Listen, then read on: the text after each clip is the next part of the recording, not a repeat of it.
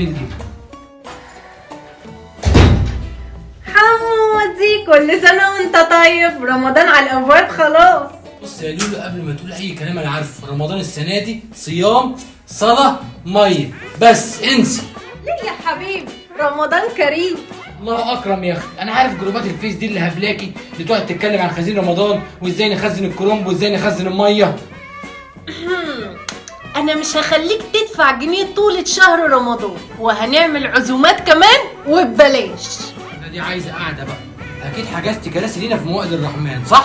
اقعد تتريق عليا كده وانت مش عارف دماغ مراتك. انا عملت جمعية مع ام عصام جارتنا ومن غير فلوس. من غير فلوس؟ اوعى تكون عملتها بالبركه يا لولو ولا بالنوايا. ولا دي ولا دي، عملتها بالرز والمكرونة. تشتغلين يا لولو، وفي حاجه بالرز والمكرونه؟ بص من الاخر كده مفيش فلوس.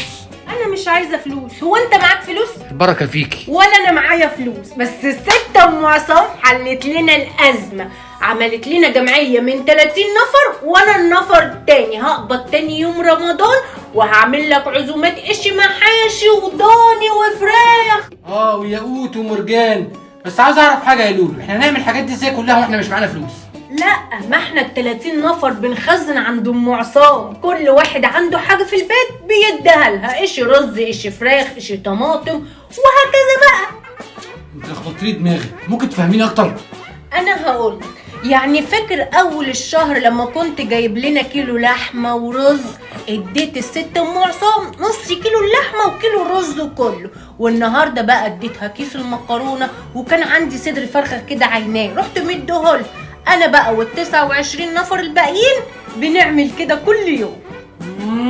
يعني ام عصام لمت الاكل اللي في البلد كله؟ لا، ده بتخزن لنا ما شاء الله. تروح عندها تلاقي تلاجات ايه واقفاص خضار ايه باشكال والوان. طيبه قوي ام عصام دي.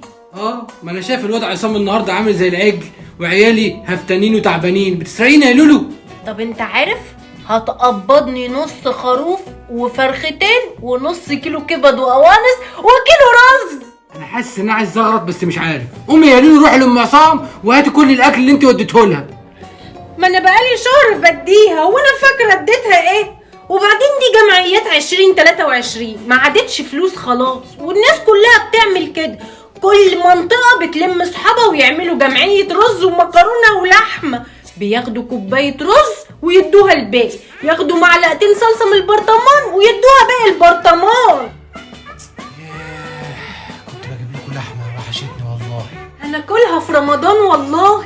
غنية يا ام عصام دي، يا بختك يا ام عصام، عماله تاكلي لحمه ورز وطبيخ من فلوسي، وانا جايب ربع كيلو عدس عشان تعملي لي شوربه عدس. ربنا يخليك لينا يا حبيبي. اما الحق بقى اروح ادي لام عصام. منك لله يا ام عصام.